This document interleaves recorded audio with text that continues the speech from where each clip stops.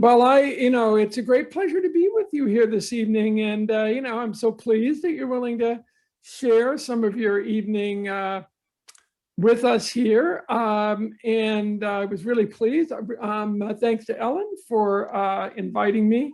Like most people who've written a recent book, you're always looking for opportunities to be able to discuss it and talk to folks about it with. And I also particularly enjoy talking to religious congregations and faith-based groups because these themes of reconciliation and of forgiveness are often really dominant themes in many of the religions of the world. So I really enjoy that aspect of it too. So I'm going to give a presentation that gives you the highlights of the work I've been doing estrangement. And these are all contained in a book called, the major findings are in a book that came out recently called Fault Lines, Fractured Families and How to Mend Them. And what I'm going to give you is, if you're as old as I am, you remember a movie called If It's Tuesday, It Must Be Belgium, which was a comedy about a tour group going from country to country one day at a time. So I'm going to give you a little, a sense of what I learned from spending, now it's been 6 years, studying the world of estrangement and reconciliation and how it takes place in families, how it unfolds, and what happens there. I'm just going to take one last look before I start, just to check if anybody else is. Yeah, because I don't usually host these meetings, as I told Ellen. So I would make a suggestion to you all, that if you have questions, since I'm sure all of you are experienced Zoomers, I would encourage you to put them in the chat, even though we're a small group, and then we could, also look at those, or you can feel free to ask questions. So I'm going to try to do the one thing that the one thing I would like to ask you for, hold on one second. Let's just make sure this is working first. Slideshow. Sorry. You'll see me doing little breaks to admit people now. So someone, Ellen, give me a thumbs up. A, you can hear me well, yes. And B, you're seeing my slide. There's one place where I'm going to show a video. I think I've clicked the right thing to allow you all to hear the sound. But again, wave to me if you aren't hearing the sound, Ellen, if you don't mind. So I'm excited to talk to you tonight about what really has been, for me, one of the most interesting intellectual adventures of a long academic lifetime. And that was what we call the Cornell Estrangement and Reconciliation Project, that I, for reasons I'll tell you, got very interested in family rifts, why people stay in them, why they go on for so long, and sometimes how people are able to mend them. I'd like to begin with a story that you might find a little unusual or odd, but it really makes my first key point. Now, I'm sure you know who this is. This is Christopher Robin, who, if you're of a certain age, you read them yourself, you read them to your children, and you may have read them to your grandchildren. And therefore, you know that Christopher Robin lives near the 100-acre wood, like an imaginary enchanted forest, populated by these quirky, funny animals, including the bear, Winnie the Pooh, the pig, Piglet, Kanga and Roo, Tigger, and many other wacky animals, and he shares their adventures and misadventures. You may know, too, that Christopher Robin was a real person. He was Christopher Robin Milne, shown in this picture, with his father, the famous author A.A. Milne. And the story of how the Pooh stories came about is very charming. His mother was away. For some reason, she traveled during the summers, and they were stuck in their summer house in the English countryside. And so the wood nearby became the 100-acre wood. There's the real Winnie the Pooh, and his father lovingly created these stories for his entertainment. So I'm sure you would imagine that as life progressed and Christopher Robin Milne became an adult, it would be a close and loving relationship. How do I make this louder? No, so listen, everybody mute, please. I hear people talking and I can't mute you. So I'm going to stop till the whole world is muted. And I only do that because I'm a little ADHD. So if I hear you talking, it will completely throw me off. So thanks. So just make sure you're muted, please. What you may not know about this family is that Christopher Robin Milne, as an adult, had a terrible relationship with his father. He felt that his father never approved of him, that he was accused of never living up to the family name. He has a very famous quote where he said, "My father climbed to greatness on my infant shoulders and left me only with the empty fame of being his son." He was so estranged from his mother throughout the later part of his life that his mother refused Christopher Robin Milne a deathbed reconciliation. She even refused to see him. Now, the question is, why didn't you know this about this famous family?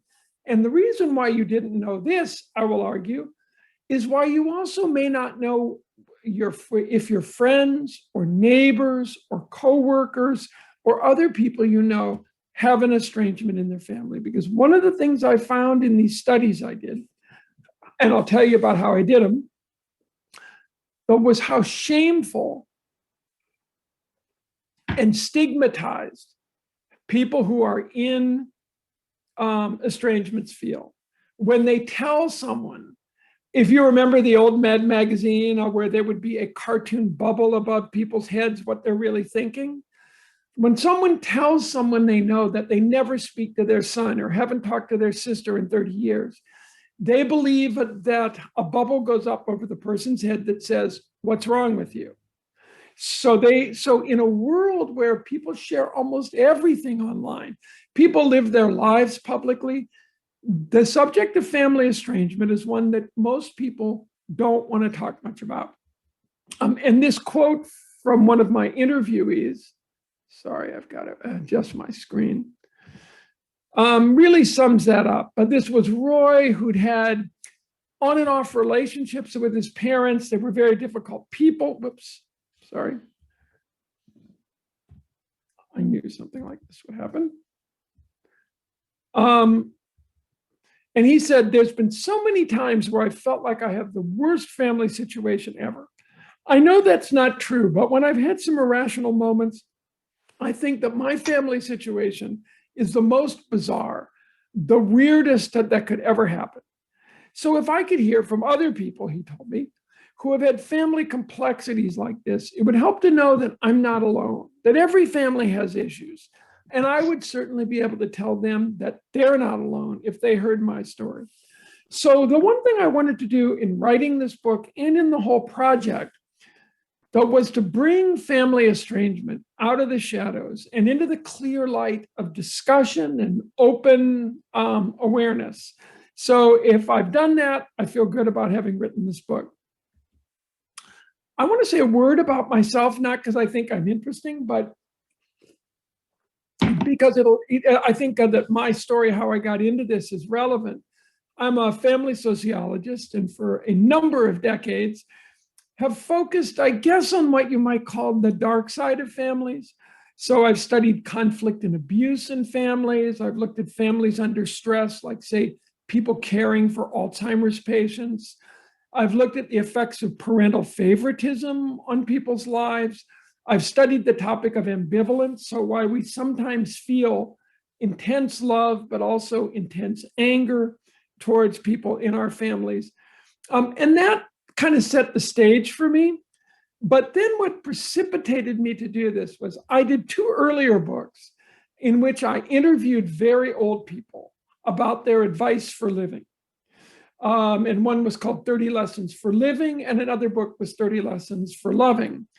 And I went and asked older people about their advice. And one of the questions I asked them was, how can you get to 80, 90, or 100 like you are and not have regrets? How can you avoid regrets?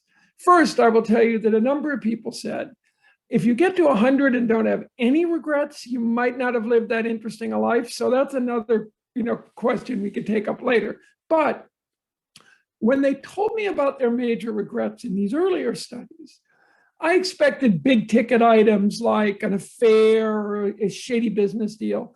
I didn't expect to hear so many people say, my biggest regret is that I never reconciled with my mother, son, brother, grandparents, uncle. It was deeply emotional for them. And when I talked to people edging towards the end of their lives about things they wish they could change, I kept hearing again and again about family estrangements. So I thought, well, gee, what's that all about? It seems like a sociologist like me maybe should study this. And then I encountered a mystery, because like every good social scientist, and maybe we have a couple out there, I went to the literature first. I tried to look and see what other people had written about estrangement and family reconciliation. And here's what I learned. It was clear that probably hundreds of thousands or millions of people were affected by estrangements, because I knew so many people who had been. And it seems like, from what few accounts there were, that it causes people distress. Certainly a major media and web topic. Who's in the news right now, everyone? I mean, you can't go anywhere without hearing about Harry and Meghan's estrangement from the royal family and how that family's dealing with it. So be it Jolie or all these other folks, Kate Hudson, it's a media topic. But shockingly little guidance exists, either in the family therapy literature or in like self-help books. There aren't many. And finally, and to me, the most surprising as an academic,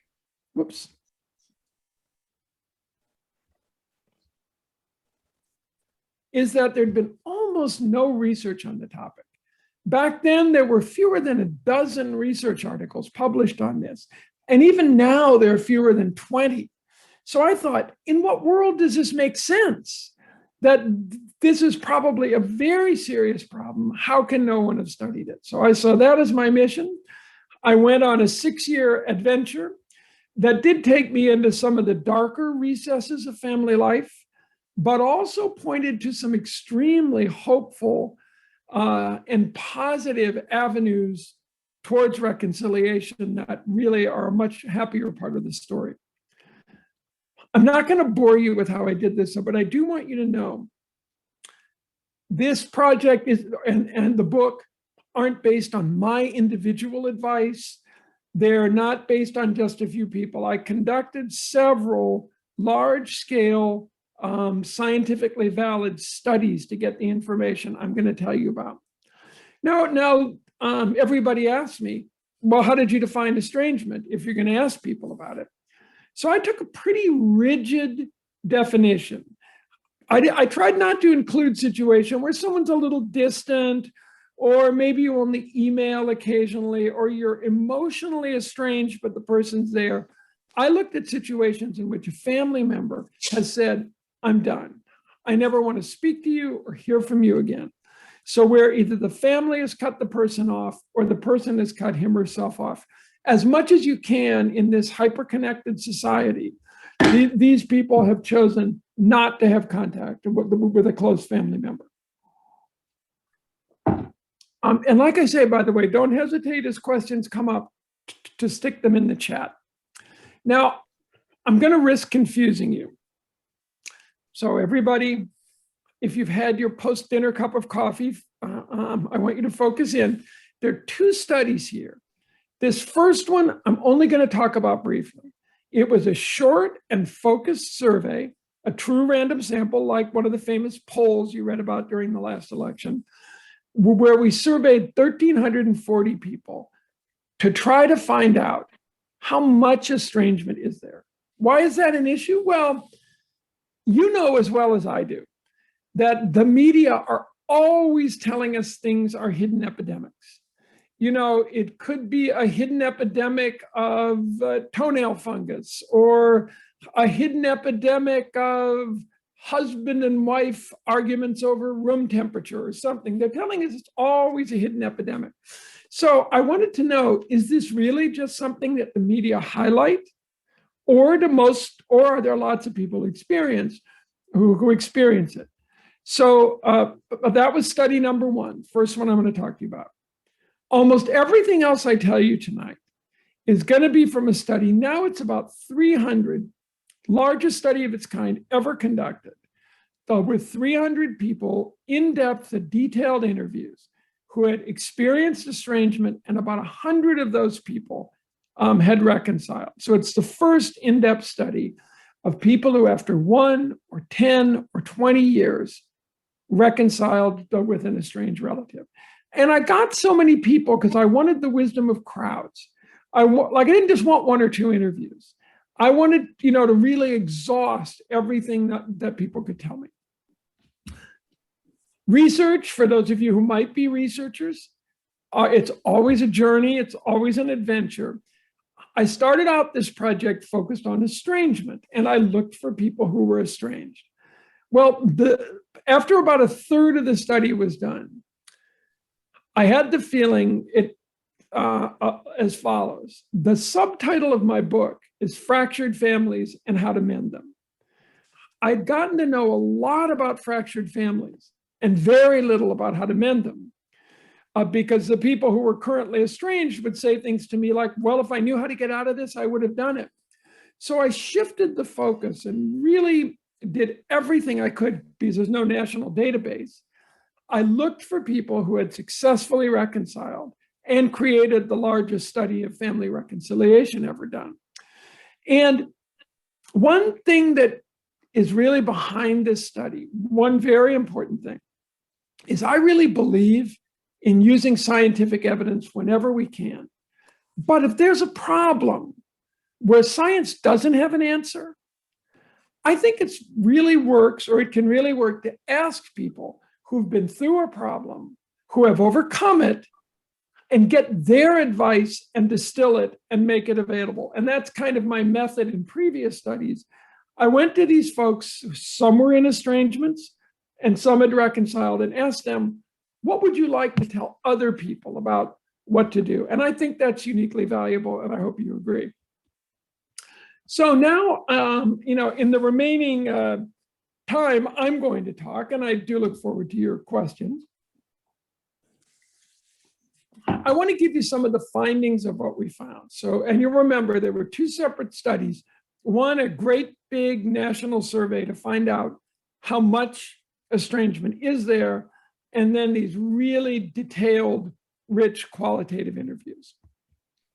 So I want to touch on tonight how much estrangement is there, how do people get there. I don't talk about causes, because if somebody can find the cause of a problem as complicated as estrangement, that person is going to win a Nobel Prize or the equivalent. But we can identify pathways, ways that people get to the same outcome through different processes. I'm going to talk very briefly about why estrangement is so painful for people. And then I want to spend most of the time on what do people advise people who have successfully reconciled. What do they say that other people ought to do? So just so you know, for study 1, this great big national survey, we asked people, do you have any family members, parents, grandparents, etc., from whom you are currently estranged, meaning you have no contact with them at the present time? So again, it was strongly worded. I'd like you all to think in your own minds. Of course, in who other's mind could you think? But I'd like all of you to think for a moment. What do you think that number would be? And sometimes numbers don't speak for themselves. So, I wasn't sure what to expect. I did not expect, however, that 27% of the sample who I interviewed reported currently being estranged from a relative. That is, that would translate in the US population to close to 70 million people. Of these people, 10% were estranged from a parent or a child. That would translate to around 25 million people. 8% were estranged from a sibling, and 9% were estranged from another close relative. So over a quarter of the population at one moment in time says they have a current estrangement going. And that seems to me, no matter how you slice it, like a lot of people. I want to touch very briefly on pathways to estrangement. As you can imagine, the famous line by Tolstoy that happy families are all alike, each unhappy family is unhappy in its own way. I don't think the first part of that statement is actually true, but as for the second, there were so many ways that people came to this. There are more than these, but I would say there are three main areas. One I call the long arm of the past, that there was harsh parenting, a very difficult interpersonal environment, emotional or even physical abuse, although not as often as you might think, extreme sibling rivalry, and the legacy of divorce, where children become estranged from the non-custodial parent, which is very common, and it's typically fathers, or sometimes from mothers too, they can become estranged. So basically things that happen in childhood, that even if they had gotten better by the time people were older, they just couldn't get over it and keep a positive relationship. Then there are a number of situational factors, but two of them stand out and occurred in a surprisingly, or perhaps not surprisingly, large number of estrangements. One is what I call the problematic in-law. So somebody, quote, marries the wrong person. The family doesn't accept the partner doesn't accept the family. The partner may purposely distance the relative from the family. And a second one was money and inheritance. And I actually gave a talk this week to a family business group where this is a really big issue. But money may not be the root of all evil, but it certainly is the root of a surprising number of estrangements. So conflicts over wills, conflicts over a family business, conflicts over a business deal gone wrong, or loans. And inheritance is a very complex issue. I'll take a second to say, many of us in our society feel that we've done our job if we distribute our inheritance equally. But you can only distribute something like a house or a business equally if everybody agrees to sell it and split the proceeds. And you can't divide the grandfather clock that came over from the old country, or the chip platter that served the Thanksgiving turkey for 60 years that everybody wants. So these are zero-sum events. They're flashpoints where that really help to lead to estrangements. And finally, they're what I call sociocultural factors. Our society, our culture, and our own personalities create values and expectations. And when those are violated, not just this study, but a lot of previous research shows, value differences can create rifts in families. And as you can imagine, in the light of the last election, this has become, increased in some families. Also on the internet, you'll see the meme. It's cliched, but it's true that expectations are disappointments waiting to happen. Well, that's exactly what I found.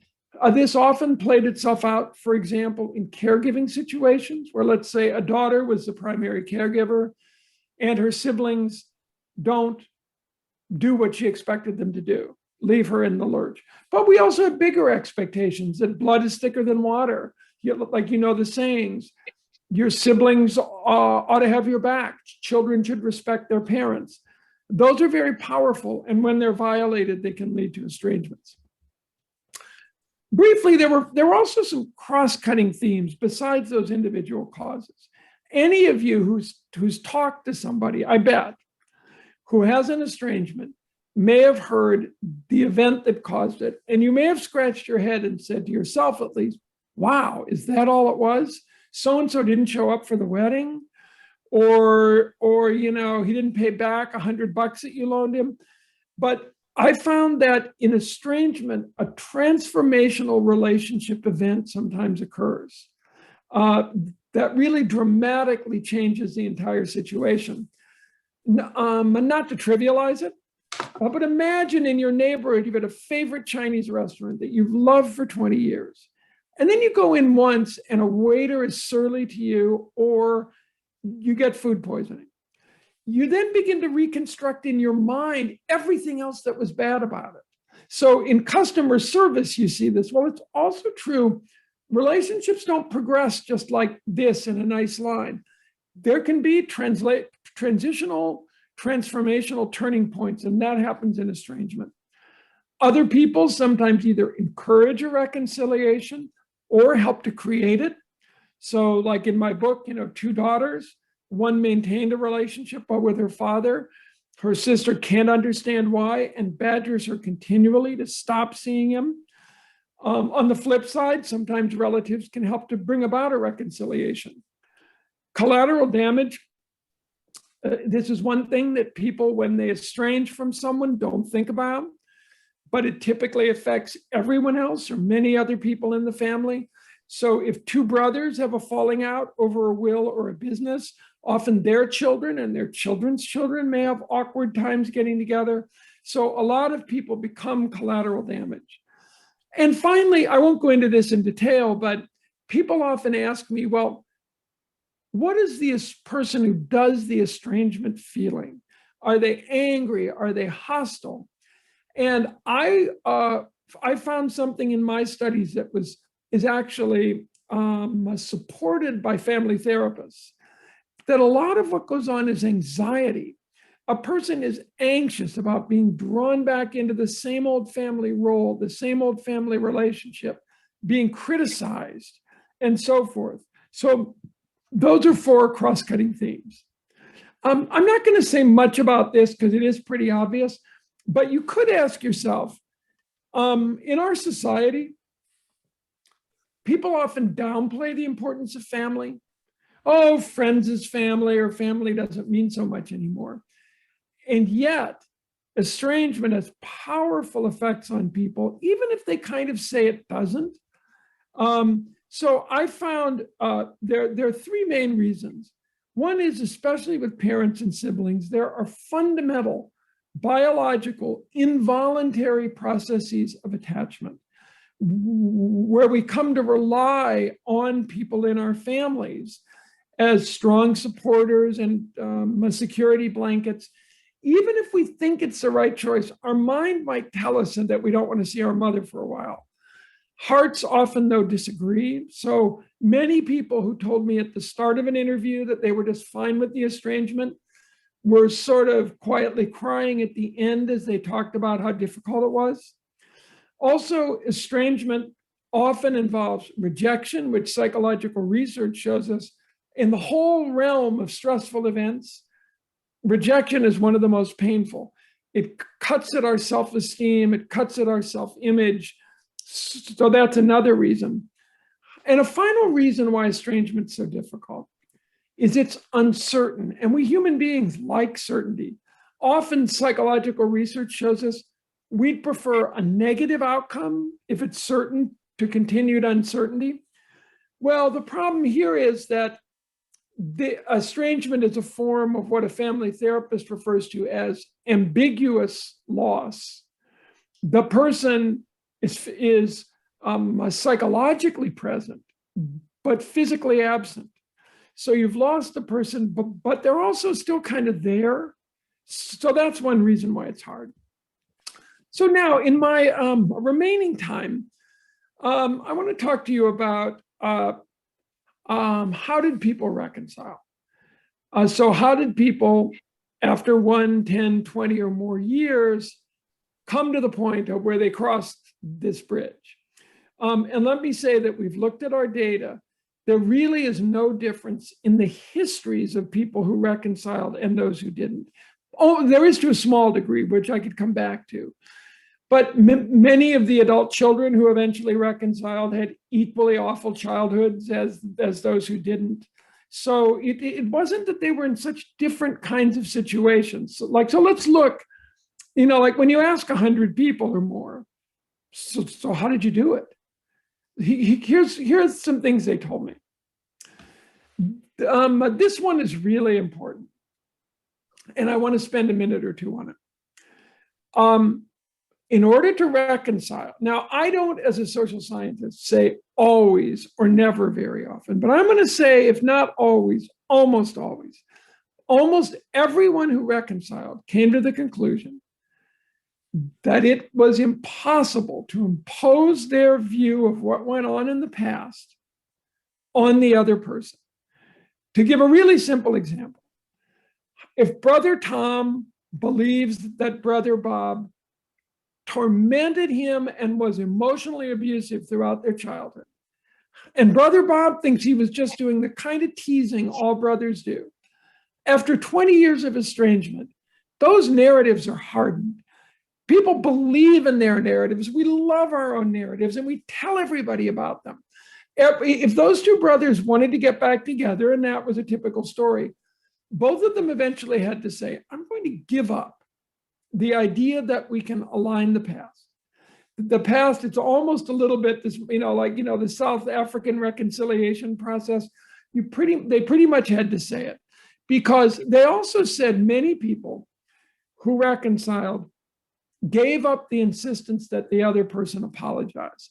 That's a big reason why people don't reconcile, that they don't feel like they've gotten a good enough apology.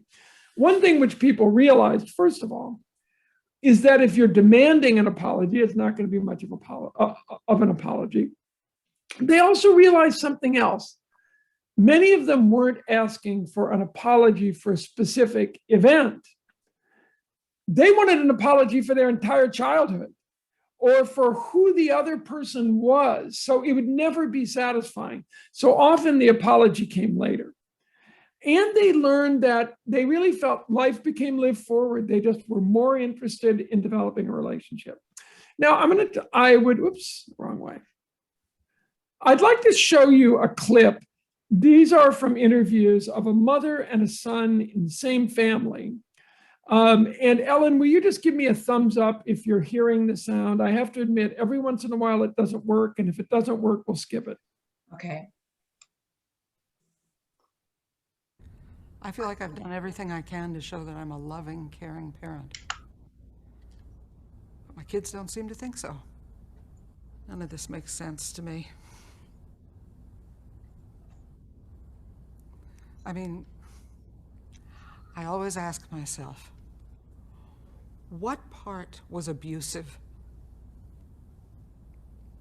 They went to good schools. They did extracurricular activities. There was always good food on the table. Where's the disconnect here? You know, we didn't have alcoholism. We didn't have physical abuse. We didn't have any of that in our family. They don't have any reality check here. And if the parent tries to bring in that side, it's just, no, you're negative and a toxic parent. Instead of the reality. When we were growing up, she lied all the time. She's manipulative. After about age 25, I just didn't want anything to do with her. Neither did my sister, but she was more tolerant of her than I was. I had just had enough. If you met her, you'd think she was nice. But everything was in service to her needs. She wasn't like a normal mother. Yes, she was involved with us, but she was so narcissistic. You just get so tired of it. The reality of our lives was that she put us in the hands of an emotionally abusive stepfather, and then she detached herself from that reality. So one thing you'll notice here that I noticed in many of my interviews is people talk about reality as if reality is reality. Pardon the repetition. People who reconciled generally were, even though it was very difficult, said life must be lived forward. I'm going to give up trying to impose my view of the past.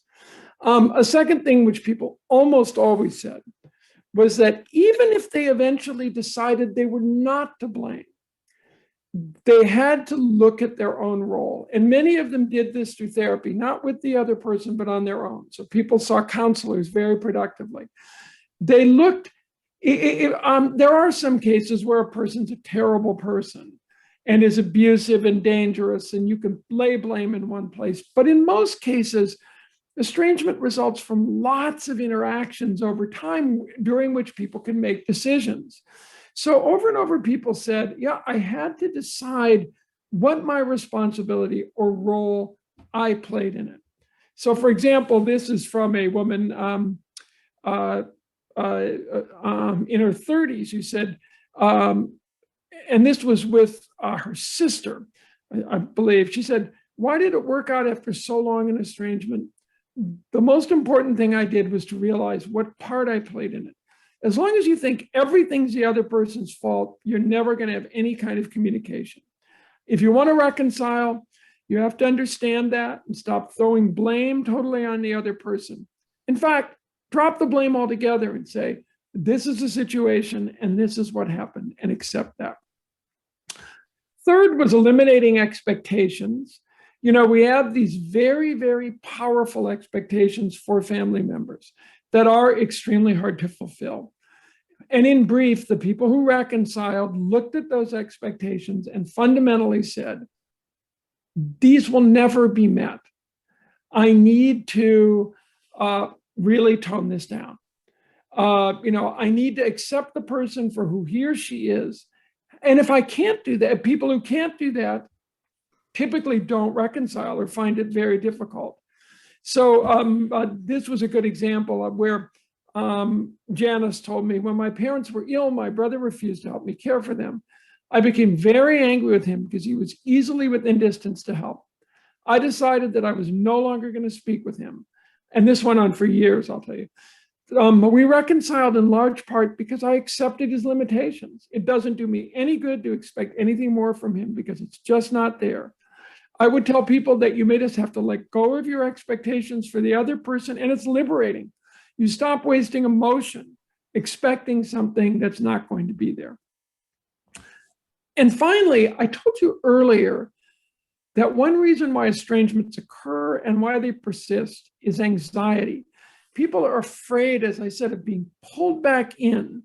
And I think, like a lot of us here, I bet everybody on this call, like who went to college, had a little tiny bit of that the first time you come home and you're yanked back into the sort of child role and everything. Well, for these folks, sometimes it's just incredibly difficult to be with their families. And many of them set very clear limits. And here's one point I would make that I think is really important, especially if there are folks in this meeting who are pondering reconciliation. One of the things that folks did on both ends, the person who originated the estrangement and the person who was affected by it, both people had to ask themselves, and this is a really important question, what's the least I can accept in the restored relationship? Is it worth it to me if it's imperfect? Because people would set boundaries. So I'll give you an actual example that's in the book. A daughter said to her mother after a several-year estrangement, okay, you can come and see the grandchildren. You can come every couple of months. You can't stay in our house. You have to stay in a hotel.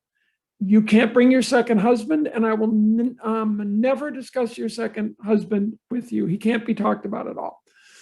And the mother thought about it, and as many people in that situation did, said, yes, I can accept that. Actually, in that case and others, these restrictions rolled away later on. But, people coming back into estrangements, coming back out of estrangements, found success in having very clear boundaries initially to make sure the same problems didn't occur. I want to end with something that I find is really quite hopeful. And I have to say that I found the stories of people who had really worked through these tremendously difficult issues and managed to restore the relationship. to me, there was a certain heroic quality about them. Not to overblow it, but as all of you know, right, our society is riven now by conflicts, and we can't do very much about those. But we can maybe make a small change in our own family life. So some folks realize that. And when I'm asked, what was the most surprising thing about this study to you? It's how many people said, overcoming this estrangement was one of the hardest things I've ever done in my life. And it made me a new person. You know, if I can do this, I can do anything. So I talk in the book that it's kind of like the idea of a discipline. So if you're trying to learn to run a marathon, or you're trying to learn to play an instrument, or become an artist, there isn't an end point of success. You have success and failure, you try again, you learn more things, you stick it out. That's what a lot of these people did, and they found it was a very transformative experience. One of the people also found lots of concrete benefits, one of which was relief. So many people who reconciled described it as a weight off their shoulders, that they weren't carrying a burden around anymore. And by the way, that's heightened with COVID-19 as people are wondering, if I don't reconcile now, will I ever? So that's a clear issue. One of my favorite quotes was a man who had been estranged from his brother for a quarter century and finally worked through it, called him, they developed a relationship again. And he said, I woke up one morning and realized it's not always on my mind that I haven't spoken to my only brother in 25 years. So people experience this kind of a release and a relief. And I'll close with a quote from really kind of a signature person in the book who had been brutally rejected really by her parents as a young adult after she got divorced, and that violated their religious beliefs. And there were other issues in the relationship, and they didn't see each other for about 10 years. And she told me, I got in my car and the hardest thing I ever did in my life was knock on their door. So she really wanted to do this. And she said, I would advise someone else, don't do what I did and wait 10 years to heal your relationship. Whether you're the person that the estrangement happened to, or you're the person who created it, you're both victims. And it's going to take one of you to make it happen. And then she went on, and I didn't expect it. She said, when you were successful at reconciling, it's almost like a rebirth. It's an awakening, and you become this new person, this energized, strong person, and you can take on the world. If you could take this on, something that's this difficult, and reconcile, you can take on the world. And that's a little more intense than others put it, but it was almost everyone had some kind of story that this was a huge engine for personal growth. The final thing, I'll say, if you want more information, like I say, the book is called Fault Lines, and it's available just about everywhere. For more information on this whole project, it's familyreconciliation.org. And we have a place on that site for people to add their own stories of estrangement and reconciliation. And it's got some more information as well. And I'm going to stop there. Okay, there is a chat. There is a chat comment, at least one.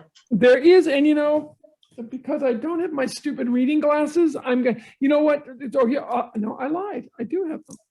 Would whoever that is, Greg, would you like to just ask your question out loud since?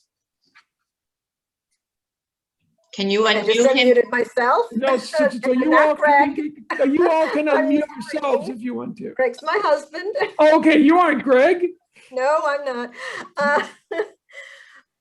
So if you're estranged from somebody for many years and you want to reconcile, but the other party is not really that interested or cares anything about it, how do you start the communication to get them thinking about reconciliation? Well, I have to say you asked the first question is the hardest question, because that is really what the key issue is. And let me say a bit about it.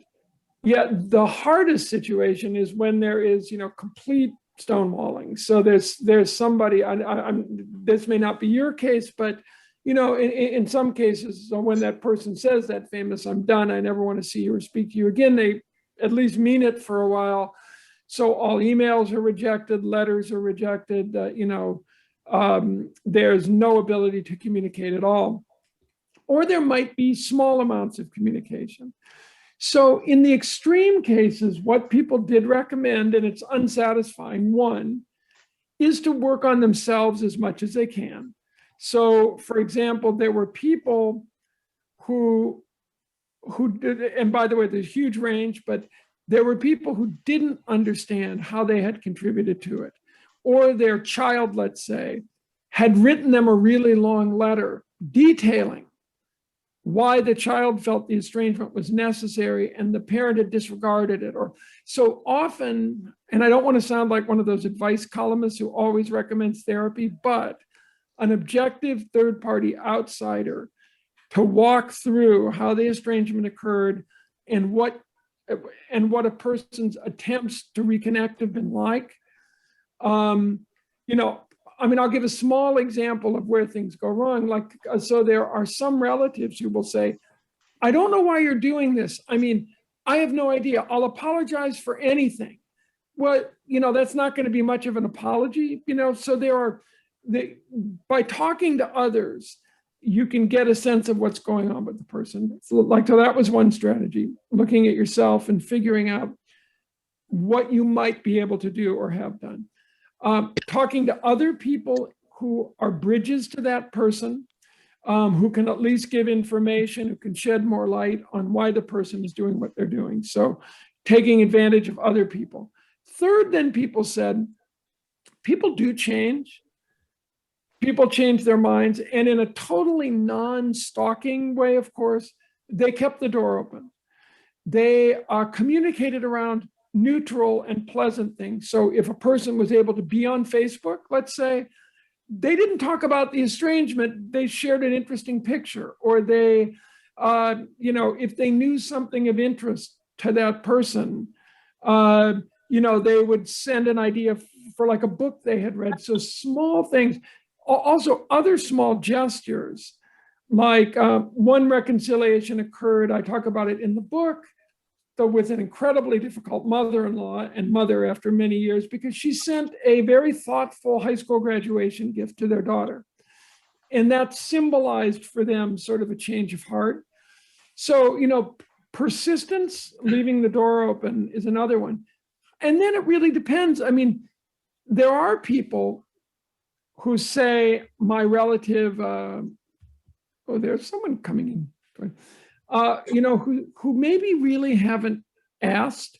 So there's a psychotherapist, and I recommend his site to all of you, named Joshua Coleman, Coleman. You can just find him. And he offers guidelines, for example, based on his extensive experience about techniques for writing a letter. But I think, they're also, it's sometimes like I've seen situations where people have slowly drifted apart, so there isn't an event.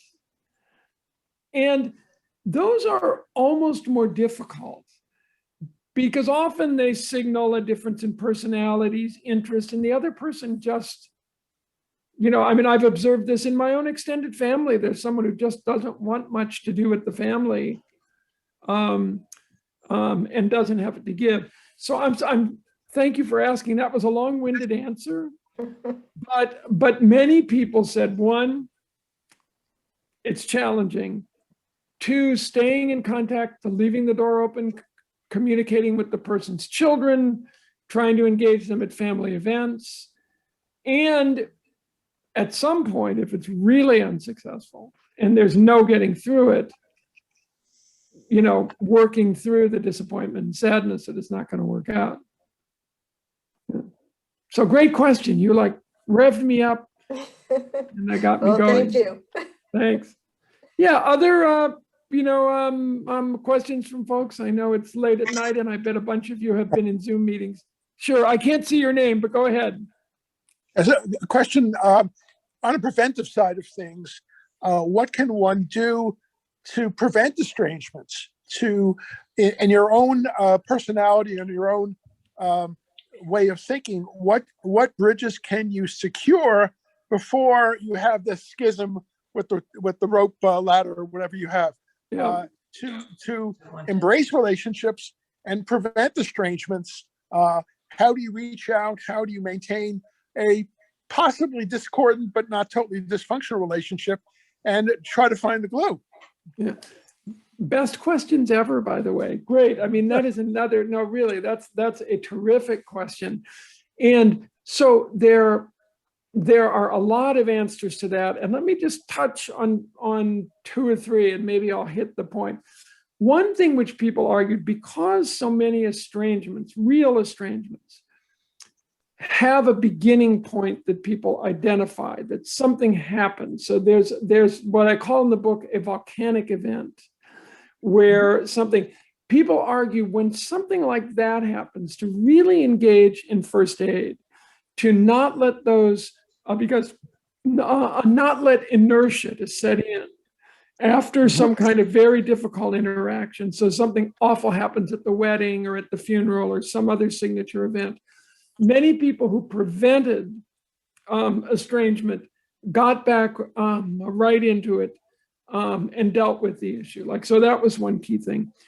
A second preventive focus is to try to encourage people in your own family, in one's own family, to really take the long view.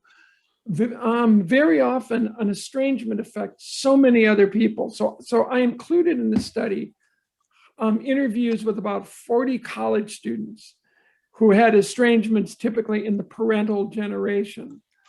And they just felt bereft. They had whole sets of cousins who they had no interaction with, for example. So trying to encourage people to stay focused on what it means if they create a rift like this, both across and down generations.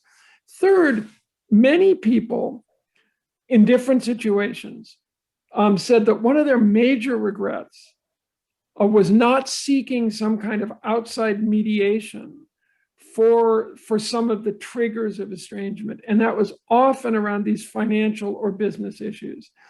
I can think of so many. Two daughters inherit a summer house. One wants to keep it and one doesn't. There are bitter fights. One person gets their way and that's it for the relationship. They often would argue that, they'd say, if only we'd sought professional mediation or professional help as we were doing this. So that's another important thing. I want to give you my last one though, which is the book is about all kinds of estrangement, but there's a particularly important lesson about parent-child estrangement that I want to share with you. I think that parents need to be very aware of when they are pushing a child towards a possible estrangement. And here's why. This is not just my studies. For close to 50 years, there have been study after study after study that show the following social science fact. Children love their parents, adult children love their parents, but no matter how you measure it, between older parents and their adult children, parents care more. Parents value the relationship more. They rate the relationship as more. I think we have, sounds like there's some noise in the background. If whoever just unmuted, maybe you might want to mute. And it's actually got a name that you can now feel free to drop at cocktail parties, or it's called the intergenerational stake.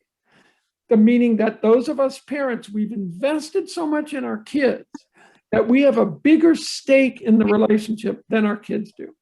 And this is true. There's, I think, some evidence, especially for the millennials and under.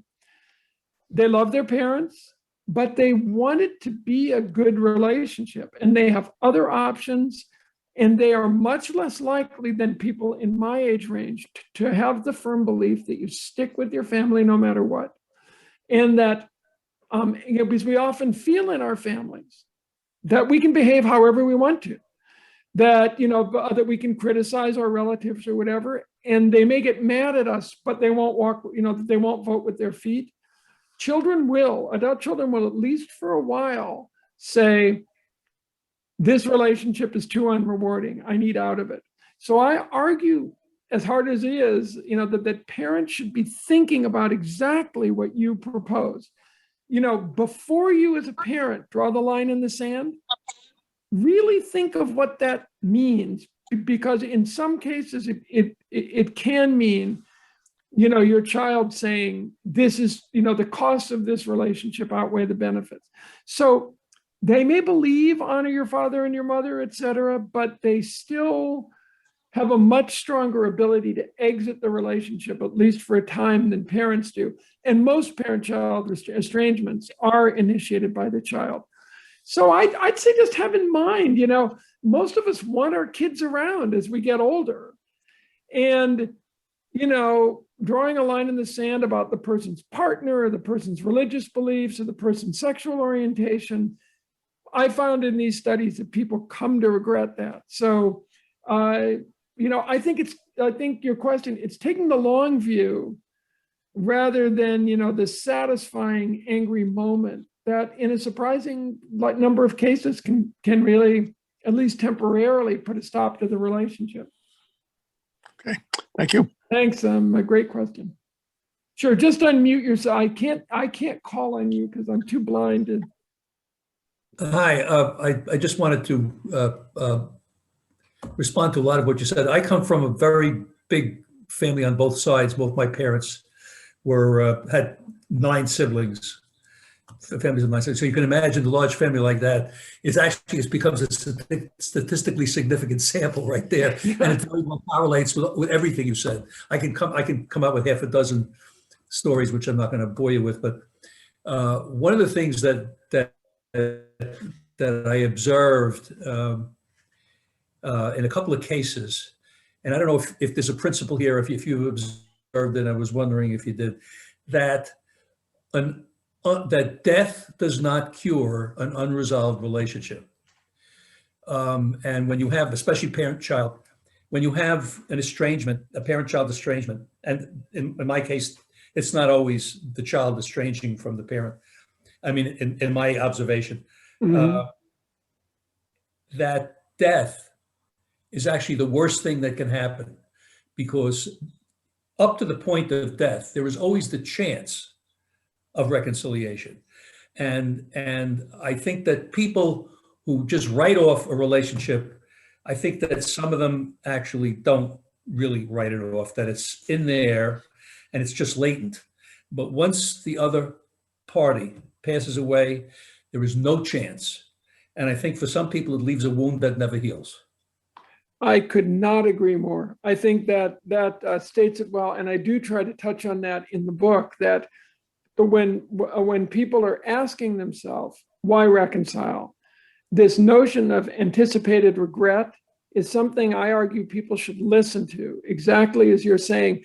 We typically think of regret, right, as regret of something that we did, but psychology shows us that lots of the decisions that we make do focus on, might I regret this in the future?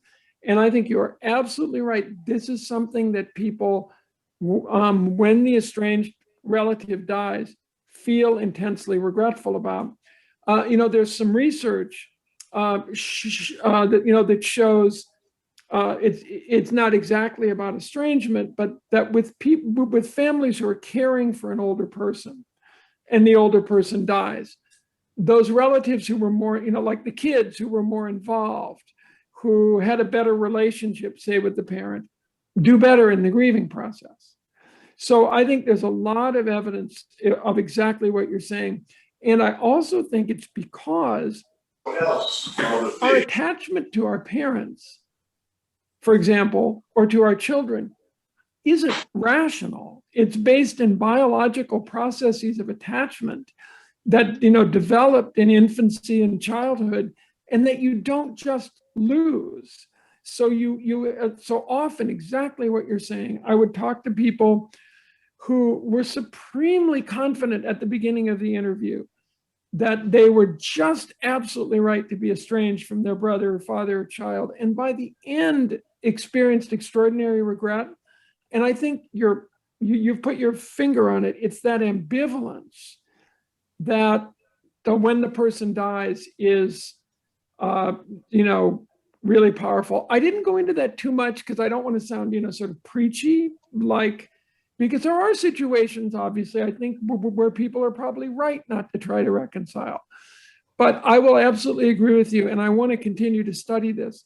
People who at least have some relationship, have made some overture, I would argue almost certainly do better in the grieving process than those who don't. I think it leaves like an empty, unresolved conflict. And we don't have enough research data on that, so it's something we'd like to explore more.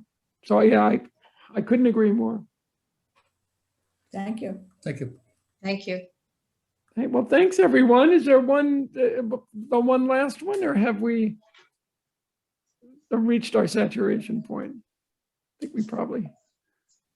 Well, it's been a real a pleasure to be here with you. There's a way to communicate with us through reconsolidation.org, and you can also find information about the book, etc. And I hope maybe someday we'll have a chance to meet one another in person. Ellen, did you have anything else you wanted to? No, I just wanted to thank you for a very insightful program and for opening up the platform for a very sensitive subject that I don't think is, like you say, very public. So, and Yeah, as I really appreciate your questions. Those are all, they're actually thought-provoking ones for me because we're continuing to do this research. So, it's nice to get some, like very often when people present things, it's something they've already done. And this is really kind of work in progress. So, and the only thing I just know, I know that part of my honorarium is you like knitting something for me up there in the right-hand corner. So I'm really excited.